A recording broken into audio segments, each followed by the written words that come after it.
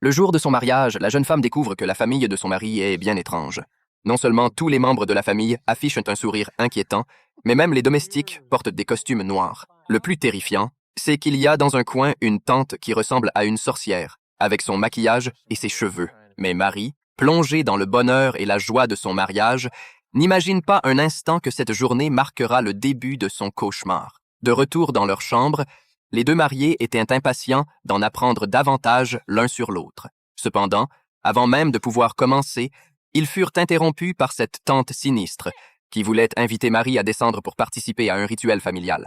Marie était complètement déconcertée. Après le départ de la tante, son mari, Tom, lui expliqua enfin, d'un ton sérieux, qu'il fallait jouer à un jeu avec tous les membres de la famille pour vraiment faire partie de la leur. Ce jeu devait avoir lieu à minuit, le soir de leur mariage. C'était une tradition dans leur famille et, selon eux, ce jeu était même plus important que le mariage lui-même.